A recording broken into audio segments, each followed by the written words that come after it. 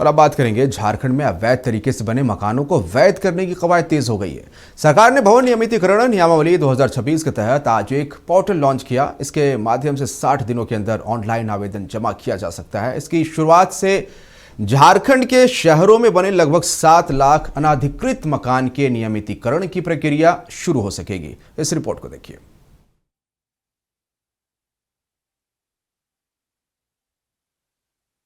झारखंड सरकार ने प्रदेश में बिना स्वीकृति या नक्शे से अलग से बनाए गए भवनों को राहत देने के लिए झारखंड अनाधिकृत निर्मित भवन नियमितीकरण नियमावली 2026 लागू करने की अधिसूचना जारी कर दी है। नगर विकास और आवास विभाग की ओर से जारी इस नियमावली के तहत 31 दिसंबर 2024 तक निर्मित अनियमित भवनों को निर्धारित शुल्क जमा कर नियमित कराया जा सकेगा। नगर विकास और आवास विभाग के मंत्री सुधीर कुमार सोनू ने प्रोजेक्ट भवन में आयोजित एक कार्यक्रम में इससे जुड़ा एक पोर्टल लॉन्च किया और सरकार का विजन पेश किया। सरकार के हित और जनता के हित के बीच में एक समन्वय स्थापित करने का प्रयास था। हम लोगों ने नियमितीकरण को अर्थोपार्जन का रास्ता नहीं बनाने का प्रयास किया। पिछले प्रयास जो हुए थे उसमें कहीं न कहीं जनता के ऊपर नियमितीकरण के नाम पर इतना बड़ा शुल्क लादा गया था, जिस वजह से हम लोगों ने इस बार उसको मिनिमल किया कि वो न्यूनतम शुल्क हो, और न्यूनतम शुल्क भी अगर बड़ा हो जाता है तो उसको भी जमा करने के लिए हम लोगों ने 3 बराबर किस्तों में उनको मौका दिया है। तो मैं आपके माध्यम से जनता से अपील करना चाहूँगा कि अनुमानित झारखंड के 7 लाख वैसे घर जो अनियमित हैं, जिनके नियमित होने की संभावना है, वो इस योजना का लाभ लें। किन क्षेत्रों में लागू होगी ये नियमावली? सभी नगर पालिकाओं, क्षेत्रीय विकास प्राधिकरणों और जियाडा के अधीन आने वाले क्षेत्रों में लागू होगी ये नियमावली। स्वीकृत नक्शे के बिना बने भवन या बिना अनुमति के अलग से बनाए गए हिस्से को माना जाएगा अनाधिकृत निर्माण। नियमावली के अनुसार न्यूनतम शुल्क 10,000 रुपए होगा। आवासीय भवनों के लिए अधिकतम शुल्क 20,000 रुपए तक निर्धारित।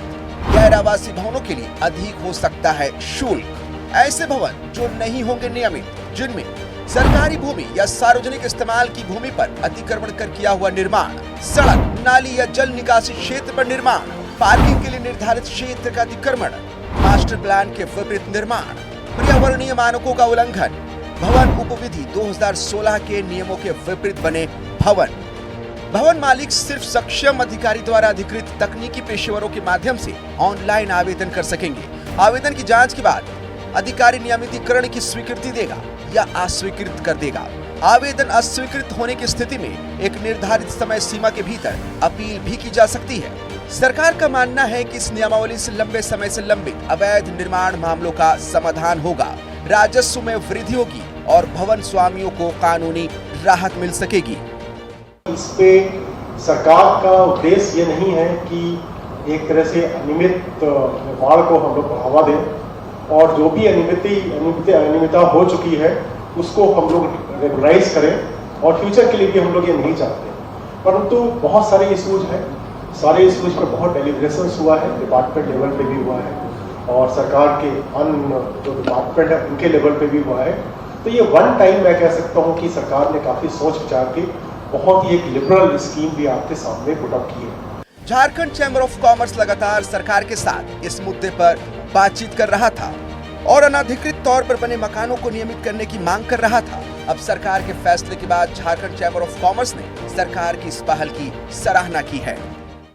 पहले भी इस तरह के प्रस्ताव आए, लेकिन ये जो प्रस्ताव है सरकार ने इसमें ध्यान रखा है कि जो जन अपेक्षाएं हैं और आज की जो जरूरत है, अगर कोई भी शहर का विकास करना है तो वहां की नियमितीकरण, जो पूर्व में मकान बनाए गए, लोगों के बीच में जो तलवार लटकती है कि हमारा मकान कब टूटेगा, तो उनके लिए ये एक बहुत बड़ा सुनहरा मौका है कि वे अपने मकानों को नियमितीकरण कराएं। और शुल्क भी बहुत कम सरकार ने रखा है, और ये योजना के पूर्ण होने के बाद शहरों का विकास और तीव्र गति से होगा। झारखंड में लंबे समय से इसकी मांग की जा रही थी और इसके लागू होने से वैसे लोगों को बड़ी राहत मिलेगी जो नक्शे के अभाव में बने बिल्डिंग को लेकर हमेशा चिंतित रहते थे। इसके माध्यम से उनकी बिल्डिंग वैध हो सकेगी और सरकार को भी मिलने वाला राजस्व में इजाफा होगा।